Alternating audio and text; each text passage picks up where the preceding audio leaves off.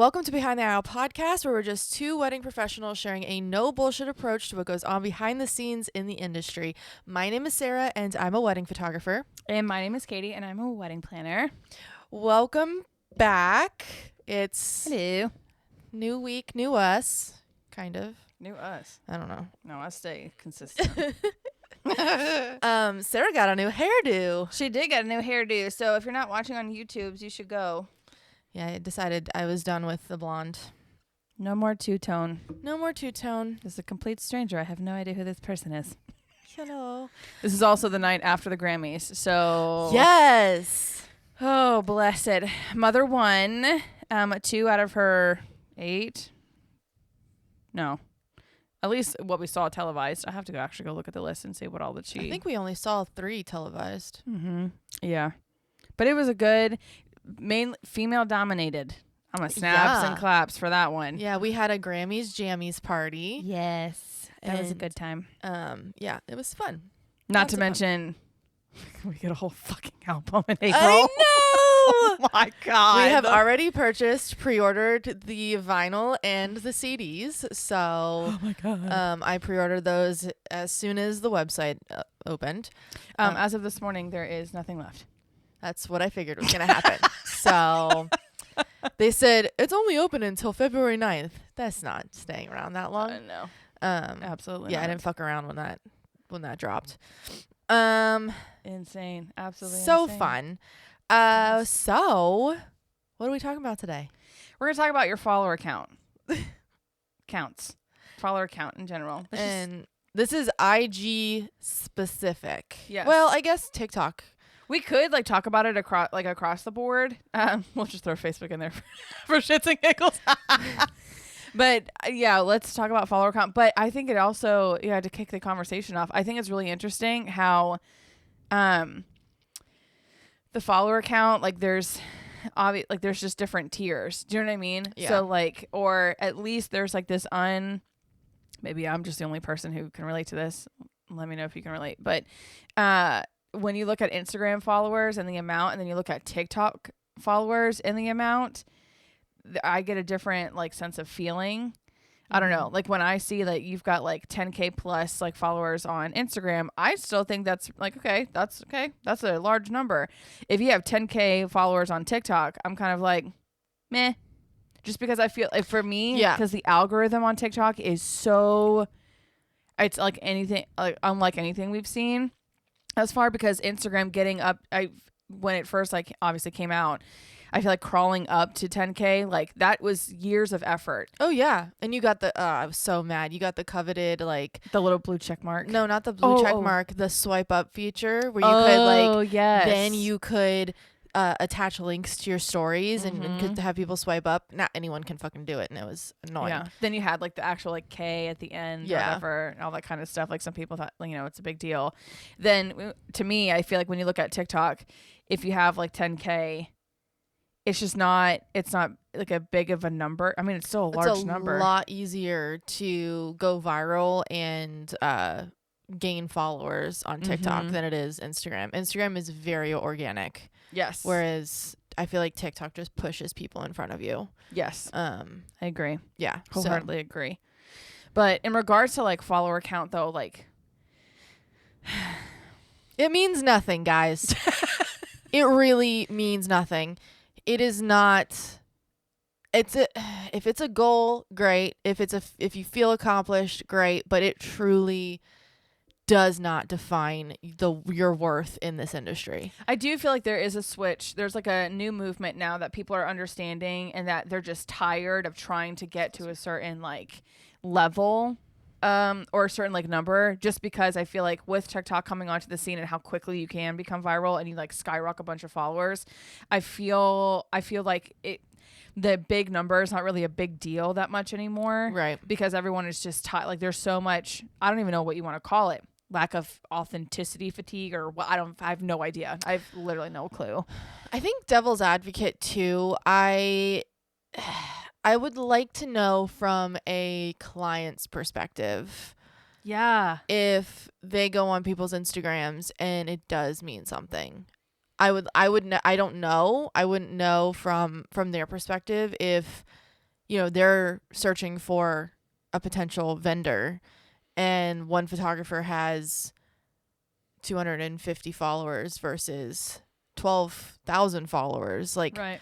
are they more like, does that mean that they have more experience, or like, how does that correlate to them actually like Yeah, like what does it mean to reaching out? them? Yeah. That would be something that I'd be curious about. Yeah, I kind of like, I try to put myself into like very similar shoes. Like when I'm just using TikTok for like as a reference, but whenever I'm scrolling through like on my For You page, I tend to stop at and actually watch from like beginning to end those like videos that have gone viral, that have like a lot of likes in comparison to the ones that don't have as many. I will, yes. If I see on the side, like regardless of the video, if I see on the side that there's 1 like and 0 comments, I swipe up. Yeah, I know. I don't know why, because I'm like, this is gonna be a shitty video, I and I feel just like move on. Yeah, because it's been just ingrained in our brains that it's like, okay, Yeah. we want to jump on like the bandwagon with like what everyone is liking. Yeah. I feel like that's part of like human nature in and of itself. I There's a feel couple shitty. of them. There's a couple of them where there's like, if there's like several hundred like likes or whatever, depending on like who it is or like what the video quality looks like, then I'll like pause and watch. Or if it's one of my people that I actually like to follow, it's on their follower list, to me that communicates, okay, you just recently posted this video. Mhm. So, and it's just now gaining traction. Yeah. Let me, contribute to the algorithm or contribute to it or whatever have you. So, but I think kind of circling back around to what it means in our industry, I know when we first started, follower count was huge. Oh yeah. It was massive. Yeah. Absolutely massive. Like it was an accolade. It was kind of like, yeah, your own trophy, or at that point too, obviously this is before TikTok was a thing. There were, like you said, like the swipe up feature, there was just like, once you hit certain like milestones in follower count, then you were given access to certain like tools and whatnot on Instagram. You have to think though, when we So- first started, Instagram was new too. Oh, yeah, I Newer. keep thinking that. Because I mean, almost 8 years ago, Instagram was flourishing at that point, and I feel like now with the boom of TikTok and the boom of video versus photo, I also feel like with this next generation, or the generation below us, Gen Zs, I feel like Instagram has kind of peaked. Yeah. So I feel like that also, unless, I mean, people might just be using it as like portfolio, like searching too for like actually finding companies. Like I would say that Instagram to me would be an important thing to look at to book a business, like to see if I'm interested in a business. But from a personal standpoint, I never post on a personal Instagram. Like I feel like it's kind of more business oriented, like people sharing their companies. But I don't post on personal Instagram, so I don't really know. I follow my clients and stuff that post their personal stuff still. So I don't know. It's just weird because I use it differently. Yeah. I have a personal Instagram, and then I have obviously like my Tilly and Till Instagram. And honestly, me personally, I do like the cutoff, because then if I'm like too tired of like consuming like wedding industry content, I'm like, let me just switch over and see like what my friends are doing. As regard to like posting, I feel like I just post like once every couple of months, and it's usually from like a shoot or something that like Jeff and I did. Yeah.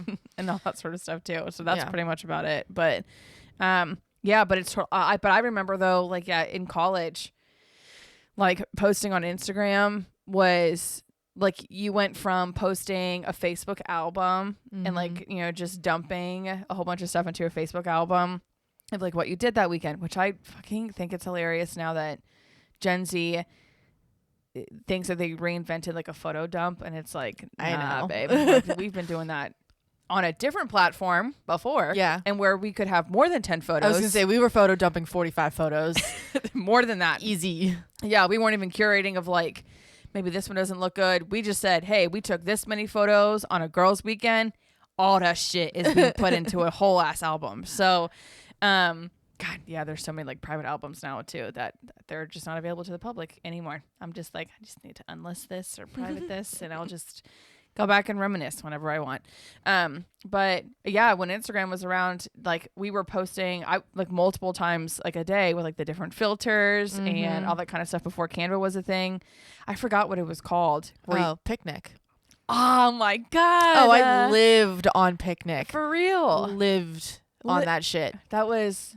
Yeah, I tried to find it the other day. Not the other day, but like I recently tried to find it and it doesn't exist anymore. Oh, sad day. R.I.P. Yeah. What's the phrase? It's like Picnic walk so that Canva can run, I guess. Yeah. That's how I think about it. And it's like that was the start of everything. So, but we were posting like multiple times a day. Nowadays, I feel like it's like not big ick, but you're not supposed to be posting like multiple times a day.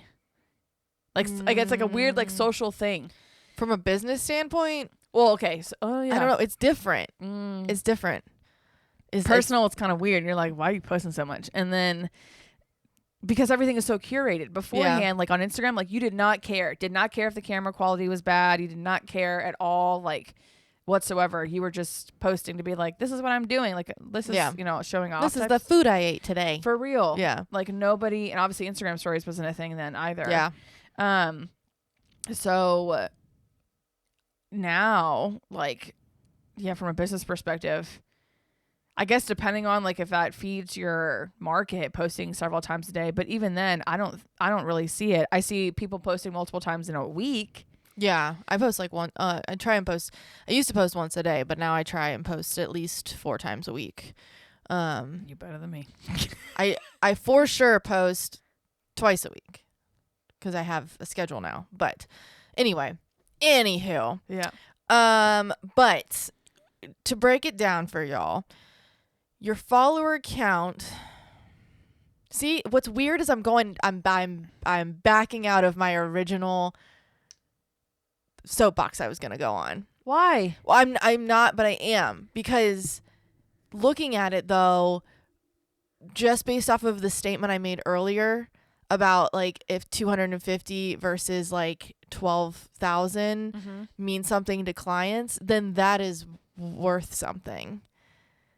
I was gonna say like it doesn't carry a weight, but it does. But I think it does carry a weight. But it shouldn't though. Oh, it shouldn't. No, it shouldn't. But it does. Right. You're not backing out like of like what are obviously when we when we bring topics to you guys, we've already like obviously had conversations about it. That's how it becomes a topic. It's like, oh wow, this would be a really great podcast topic. I don't think you're backing out of like your original like thought. You're like peeling back layers of it. Yeah.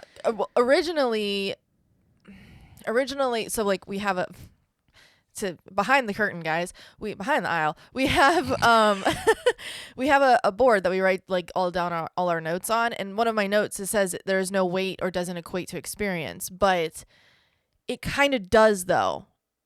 I'm going to disagree with you because there could be somebody out here who's been literally doing business for 20, 30 years and they just are really shitty at marketing. Yeah. But from a client's perspective, if I'm going on to Instagram not knowing these people, because we know these people from the back end and we know these people have had 20, 30 years of experience, they just suck at Instagram.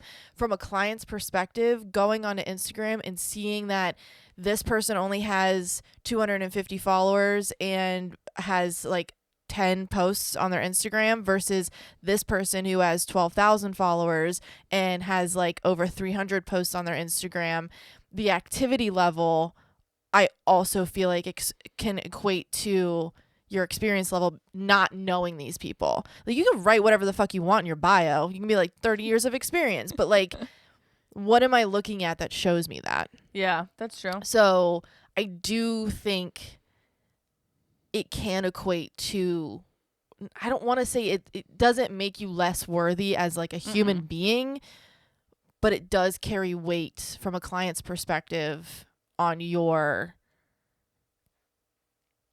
experience and your... But I'm also going to throw in a note of like, okay, I feel like it's only based off of if that particular client deems that Instagram is worth of some sort of rating. But this day and age, I think it's just an additional aspect of somebody's business. Because it kind of reminds me a little bit of like Wedding Wire and the Knot, like rewards. Yes. Where the clients think that is a big deal. Yeah. And then, but to all of us wedding vendors, we're like, we know how you get it. It's just the amount of fucking reviews that you get. But clients are like, oh my gosh, you got this like award. Like you have this little badge now in your signature. You have it like on your website or whatever have you, or featured in blankety blank. Yeah. Depending on the client itself or themselves, then I feel like then they probably would be like, oh wow, that's a big accolade. The same type of situation of like, yeah, follower count, number of posts that you have, things like that too. I think it's also your demographic of clientele too. Like, yeah, my demographic is millennials, pretty much. Yep. I don't think, is Gen Z old enough to get married now? No. Mm-mm. What's the cutoff for millennial? 96? Yes. So maybe you've got. I mean, my early. sister-in-law's Gen Z. She's 20. She'll be 21 this year. Okay. I got married at 22. So we're entering into that age. Yeah. Yes. Okay. What's the earliest? Am I supposed to be relating to Gen Z now? This is where I start feeling old. Okay, so Gen Z, a quick little Google search, and I know every place is gonna have different or whatever have you. Gen Z is 1997 to 2012, so current ages are 12 to 27. Okay. Millennials are 1981 to 1996, which current ages are 28 to 43. So Gen Z is old enough to get married. Mm-hmm. Definitely. Okay, so I guess my clientele is more Gen Z than I think they are, because my typical age range is 24 to 30 is pretty much it. So anyway, based off of your demographic is going to determine how heavy on social media they are too. Yeah. So if your demographic is older millennials and Gen X, they're going to be more focused on Facebook. This is kind of how I teach people too, like depending on the type of, in the photographer's world, depending on the type of photography you do, depends on where you want to market. So if you want to do seniors, you're marketing towards their parents. Yeah. So you're going to be posting more on Facebook. If you're marketing towards people who are getting married, you're going to be marketing more on Instagram because of that age range. Mm-hmm. And then if you're marketing, I guess some seniors you can push on TikTok as well. But if your age range is younger than like 24, I would say, early 20s, you're going to want to post more on TikTok. So I think that your demographic also is going to determine how much weight your follower count on certain platforms holds too. Yeah. Yeah. I get that. Yeah. But it also does have credibility. So I guess I'm going to give you my experience with the follower thing, and it'll explain why I'm going back and forth with this, because I fucked up. I fucked up when I first started. So when we first started, it was almost 8 years ago. 2 years into that, I was surrounded by people who that was a huge thing to them, is your follower count. Your follower count meant you were successful. Your follower count put you into different categories, and it determined what you were capable of getting as far as clientele and business and work and stuff. So, and it didn't mean that organically you were gaining these followers. It meant that you just needed that K in front of your number or behind your number. And that meant something. So I was coerced into, sounds like I joined a cult, but I was coerced because I was moldable. I was malleable into purchasing followers. So if you didn't know that you could do this, you can do this. I do not recommend you do this, and there's a couple reasons why. So basically what you do is you go into a WhatsApp chat and you get put into these massive giveaways. So you pay a certain amount. It was like $400 every. Yeah, I know, $400. Oh my God. It was like $200 to $400 every entry. So you basically paid these people on WhatsApp to, and I was skeptical of it, but it worked. You pay these people on WhatsApp to put you into a international giveaway. And in order to be, it's some huge macro influencer, like big influencer in a different country does this giveaway. And in order, and one of like the things to enter the giveaway is you have to follow this list of people, which is like 30 people deep. Jesus. I know, but in order to be entered into this giveaway, all these people have to follow these like 30 people, and that's how you do it. So that is not what I thought you were gonna say. Yeah, that's how you do it. So you pay to be in this giveaway. This macro influencer gets the money, and the giveaway, I don't even know if there's actually a giveaway. There's no way. I don't know if there is. There might be, but I don't know. But it's an international one. And it's, I don't know where it is, but you can tell based off of the followers that you get as well that they're all some of them are bots, some of them are like not real people. Some of them are just like random. They're all random ass people. And then you just gain followers in like 3 days. The giveaway goes for like 3 days, and you're guaranteed a certain amount of followers. And then if you don't get that many followers, they give you some of the money back. This gives me like the vibe of like a scammer calls you and is like, go buy me a bunch of gift cards. Pretty much. I literally, Sarah, I'm still very shocked. Like, I thought it was like you just go to a company and they're like, here, for $400, we're going to give you 100,000 followers. No, because those are bots. So the goal was to get non-bot followers. Okay, so this is like a way to get, the non-bot followers. You could do the opposite of like, okay, if you didn't really care, like, I guess. Honestly, I don't know. Oh. I don't know if there's a way to do that. That's not, I mean, I'm not sure. There might be nowadays. There's a ton of AI now, so it's possible. But back in the day, you paid somebody on WhatsApp and they put you in a giveaway, and then my God, those people followed you. Yeah. So, I went from 1,000 followers to, I think I did it twice. So I went from 1,000 followers to 4,000 followers in 3 days. And then I did it again, and went from 4,000 to, actually, I think I did it 3 times, because I think the second time I got under the quoted number, and they gave me some of the money back. And then I did it one more time. Oh wow, there was a little bit of integrity. Yeah. Oh my God. And then because you put in the amount that you already have, and then they check it. So it's like legit. They check it, and then you can, like, you have receipts basically being like, this didn't work, and because sometimes it doesn't work.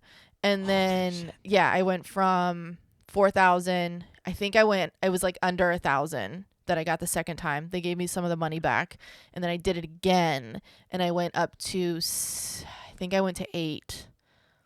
I think it was a little over 8,000 in 3 days. So in the span of a week and a half, I gained 6,000 followers, 7,000 followers. Yeah.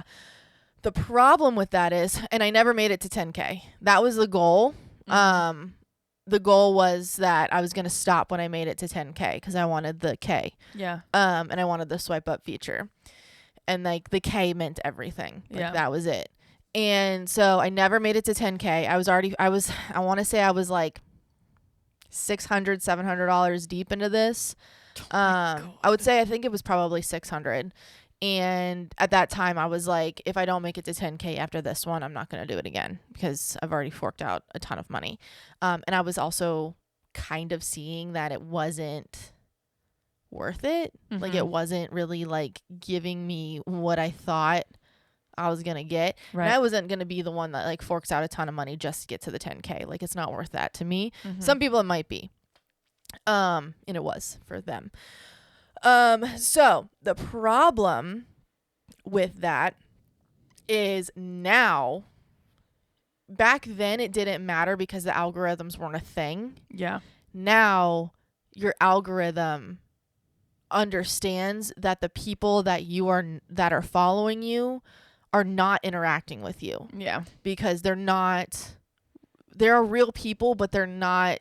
They're just not interested in your content. Yeah. They don't know. They're probably following like, I don't know how many people they're following. I've gone through and tried to delete some of them to see like who they are. You can tell, but they don't interact with you because there's nothing there for them. Also, it's international, so you're probably not even on their Instagram at all. So your algorithm understands that. So your likes and your interactions don't correlate with the amount of followers you have. Yeah. So if I were to want to use that as an accolade or as like a way to get other brands to notice me, they would see that my algorithm doesn't match. Right. So they would know that my follower count is fake. Yeah. Because it doesn't match. I think I remember like the time of like when obviously purchasing followers I've never done it. For slew of different reasons, I guess. But I never. But I know like when it was first coming out and people were buying followers, no one like. Again, the unwritten rule or the unwritten like just the norm or whatever, it wasn't a big deal. Like people were like, okay, you've got thousands of followers, like not a big. And then like it came out or like people, you can buy followers like if you see this, and then the whole like exposing like portion of time like came where it was like, hey, you can tell when someone bought their followers when if you took a look at their likes and then the amount of followers and the ratio doesn't match, then you can be like, okay, this person definitely bought their followers because it just doesn't. You've got hundreds of thousands of followers and like 30 likes or whatever, something's wrong. Yeah. So now it's a lot harder for me to grow organically because the algorithm even doesn't still match. now 100. Yeah. Holy still shit. Now. It's very hard. And it's, that's annoying. Yeah. It's, you have to go in and I've gone in every once in a while and like deleted, like gone through a delete phase because I'm trying to get it down to where it kind of matches again. Can you imagine your 2017 self? Oh, I know, right? To you? Right. I don't want as many followers anymore. Get them out. Well, they're fucking up my algorithm. Yeah.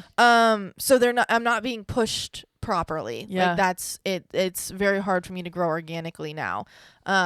Whereas before the number was just a number. So if you had this number and you wanted like brand deals, the number was the number, and they were like, oh fuck yeah, you got like such and such amount of followers. That's fantastic. Nobody looked at the content or the correlation from followers to interactions and likes, which and I will follows. say, like now when I think of like TikTok or Instagram, I think it does there is like brands will look at both, meaning of like, hey, this many likes or you do have this many likes or whatever, because again, from a business perspective, they obviously want to partner with someone, especially if they're going to send them like free shit. You have to have so many certain people in order for them, like, you know, in order for it to come out. However, there is a thing though, and I'm like pro board this or whatever, the micro influencers versus the macro influencers. Yeah. And micro influencers are typically, this number has come and gone, like it goes back and forth. I mean,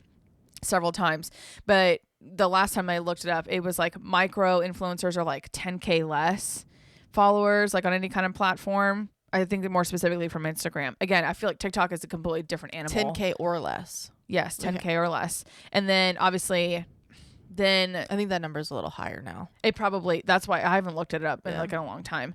And then obviously there's like a certain, I guess, level in between micro and macro as well. And then I don't even know what macro, I almost want to look it up now. Macro is, to me, I would think it's like, I don't even know what 100K is. What that tier looks like. It's going to be over 1 million. Because everything is just so, especially on TikTok, you'd have to have like 4 million. Yeah, I think, well, it's hard now too because it's so easy to go viral. It depends on what platform you're on too. Yeah.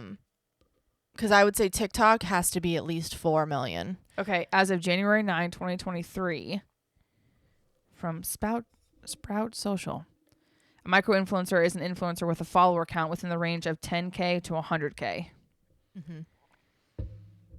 But then back in 2022, a micro influencer was 1,000 to 25,000. So it is it's gone up obviously like every year. Which I think is Does it say on what platform? Whoops.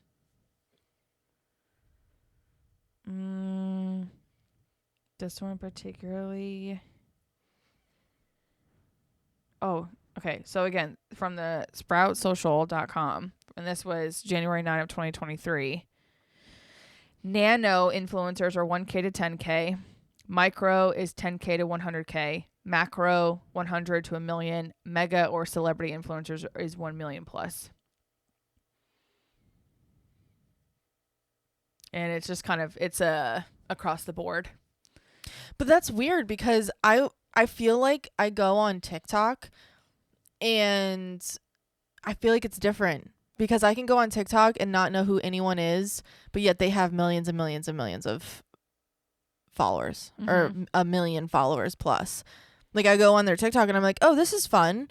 And so I'll go to their profile and see who they are, and they have like 1 million followers. But like, how is that celebrity? Like that's I honestly though think that, you know, Instagram now, they really have done a great job, I guess. I mean, there's still a long way to go, but in trying to kill out the bots and fake accounts, because that was a big deal. And that's why people were trying to get off of Instagram. They were like, this is bullshit. Like, I'm not reaching my audience. There's just a bunch of bots and stuff. TikTok, I don't think has that same type of filter where there's just a shit ton. There's a shit ton of bots. There's a shit ton of people. Yeah. But I feel like, again, it's my opinion. Do I have any kind of like receipts for this? I just feel like there are just a lot of, there's just a ton more bots and like fake accounts, because I have seen a bunch of like the bigger influencers, they'll complain of like, when they start reading their comment section on a bunch of their videos, and the people, like the real people, are being like, I haven't seen your content in a long time. I thought like something happened to you, or like you're not being pushed in my like For You page anymore, or yada yada, this other kind of stuff. And like then these big influencers are making a video ranting about it, being like, this is so dumb. Like, I know there's fake bots on here, or like my follower count fluctuates like back and forth, back and forth. So I really do think that like TikTok is not, because it's feeding into the machine in the sense of like, okay, you can go viral very, very quickly. And people just don't care, like in regards to the people who are, the influencers don't necessarily care how they're getting to be viral. They don't care that a good portion of those views are just potentially bots. Oh no, they don't care. No, because now all you just want is like the viral status and be done with it, which to me is absolutely insane. Because it's like now we're looking at a mirrored effect several years later. Obviously, when we started, the follower count was a big accolade for Instagram. Nowadays, it's like, and then eventually, I feel like over time, it kind of is like, okay, you have a lot of amount of followers. Okay, that's great. Like, woohoo, all that kind of stuff. Now, TikTok, their version of it is like you going viral, but the long lasting effect of going viral is not as long. Does that make sense? Yeah. You like have to keep it going. Like, yes. Yeah. Like you literally have to continue to keep feeding the machine in order for you to contain that popularity. I feel like when you used to go like Instagram viral or Instagram famous, like I feel like everyone knew who you were. Oh yeah. Like that was like a huge deal. Like if you went Instagram famous, like everyone, like you were a celebrity. But nowadays, like if you go viral, you can go viral on just like one video and like nobody knows who you are. For like real. You can also gain like thousands and thousands of followers and still nobody knows who you are. Now, based when off that TikTok first started, going viral obviously was a big deal, like back in COVID times or whatever, because that's where you get like Charli D'Amelio, Addison Rae, like all those people where they're literally just like dancing in front of a camera. Yeah, but they capitalized on it. Yes. Yeah. And so they got ahead of the game, and now everyone else who's trying to hop on board, it's a little bit harder because there's so many people trying to do the exact same thing. Yeah. So I feel like, to circle back around to like our industry in and of itself, Point blank, I still honestly, it just does not matter. The thing too is y'all need to realize that these platforms can go away at any time. So what are Yes. you going to do?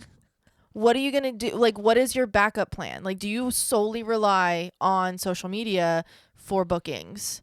Do you solely rely on your presence on those platforms? What are you going to do if those platforms go away? Mm-hmm. Like, do you have a backup plan? Are you networking with, we can shameless plug here, but are you networking with people in your area? Are you networking with venues and planners? And is there a way for you to then get word of mouth referrals and continue to book the same and have the same, income if these platforms don't exist anymore? Because we lost Instagram for like 24 hours. I don't even think it was that long. And everyone was freaking the fuck out. Let's talk about Vine. Oh, yeah. Yeah. Like, can you imagine, like, all of those people who were Vine famous, who did the meet and greets and had those, like, all, like, the little teeny bopper boys or ever had some weird whatever con that they would. I was never on Vine, so. I was literally sucked into it during college years. That's all, like, that was our version of TikTok then. Yeah. Was, back in our early 20s. But, it literally just one day, like, Vine just, it gave a heads up to everybody within, like, 48 hours. And they were like, hey, by this date or whatever, Vine is going. I don't even remember why, like, what happened to it, like, what was the demise for it. But all of those, like, Vine, like, celebrities or whatever, I don't know if there was a term then, I couldn't remember. Like, they have now, some of them have regained their popularity onto TikTok. They've had to create maybe some old content to gather, like, their old, like, followers from Vine days. But now they also have to, like, either reimagine their new content and redo it all over again. Yeah. But even then, though, it doesn't carry the same weight as when they did beforehand. Like, no, if any of those, like, big, like, Vine, like, celebrities now, I guess, would try to do, like, hey, I'm doing a meet and greet at, like, Central Park in New York, everyone would be like, okay. Yeah. I don't really give a shit. I don't need to meet you in person. Like, Right. It's not that big of a deal. But during Vine days, that was massive. Like, people would buy, like, plane tickets to go to different cities just to go meet in this public space and, like, be in the same vicinity area of this person. Yeah. It's insane to me. And overnight it was gone. So literally, you need to have a separate form of website bringing in people, and that not even just website, that's networking. Yeah. Because you can have a good website, you can have good SEO, which is very hard to achieve. That takes years and years and years to achieve really good SEO. But you need to be networking with the people around you, not just socially, like not just like internet based people. You need to actually physically go and network with other people in the industry in order to get your word of mouth and like that should be the bulk of your bookings in general. It should be coming from word of mouth, not Instagram, because Instagram's great, but it could be gone. You need to use that as a bonus and not your sole form of booking people or like getting in front of people. Agreed. 100% agreed. Yeah. So, that's exhausting. It is. It's exhausting to think about. There's a lot that goes into being a business owner. And I think a lot of people don't realize, like, when you are one, you literally are in charge of all of these separate things. And one of the biggest parts is social media, because it does carry such weight now. Yeah. But then you also have to supplement that with, I think as long as you're going into it, I think the whole point of, like, this episode for us is that don't pour out your whole heart and soul into, like, social media and, like, also then using it as a basis of your value, of your weight, or all that kind of stuff too. Like, you can be successful without having thousands and thousands and thousands of followers. If you do have thousands and thousands, that's amazing. That's great. Yes. That means you've taken the time, you've prioritized social media marketing, which is great. But it is okay to have other different forms of, again, like you were saying, other forms of marketing, which you should have anyway. but everyone's priorities are going to be a little bit different. It's very similar to at least for me, it's very similar when I tell like my clients or whatever of like, there are certain categories of like wedding, within your wedding that you're going to prioritize. Some people prioritize flowers over catering. Sometimes photo should be a big priority, but anyway, nor here nor there. Some people, hair and makeup is more important than their invitations or whatever have you. I feel like it's the same thing now from a business owner's perspective, is that you have to look at your priorities and you have to figure out, okay, yes, you do have to market. If you just living out here and not doing any kind of marketing, entrepreneurship is going to be very difficult for you. Yeah. However, you have to really analyze, okay, where do I want to throw in my time and or my money in and of itself? But I think the whole basis of like the follower count is it's different now. And I think that it is a big movement. I think they're just in general, like with constant content consuming, people are like, it's not a big deal if you don't have a bunch, or doesn't really like mean a whole lot if you don't have a lot of followers. Self-care is super important. Obviously, like the money that's in your bank account type situation is more important. Yeah. Instagram doesn't pay bills. No. So your followers don't pay you money unless you're actively booking from them. Yeah. Instagram used to pay bills and then they stopped doing that. So your followers do not pay bills. So don't get wrapped up in it. Don't get wrapped up in like reaching a certain number. Just let it grow organically. It'll do way better in the long run. If you let things grow organically, it's going to take a long time. It's a slow process, but grow slow. That's slow. Like literally my favorite statement. Yeah. It's just grow slow. Grow slow, grow organically. Don't put too much weight into, trying to reach certain numbers. You'll be okay. And just make sure you get out in front of people, and that'll push all your socials as well. So, but all right, well, Sarah, where can they find you on the Instagrams? You can find me at Serendipity Photography, SARA, spelled like my name, Serendipity Photography. And you can find us at BehindTheAislePodcast.com. Yeah. And on Instagram at Behind the Aisle Podcast. And then you can find me on Instagram as well as TILLYANDTAL. Go ahead and follow us. Make our follower count up. Just kidding. Bring our follower count up. No, come follow because obviously we want to interact with you guys. Yeah. And we will also, I think people were asking before on where they can find more information on our networking events in the future. Oh, yeah. As of right now, just follow that platform. Follow us on Instagram, Behind the Aisle Podcast, and eventually we'll have an email list. But as of right now, we're just going to post everything that we can about anything that comes up on Instagram. Keep it easy. Yes.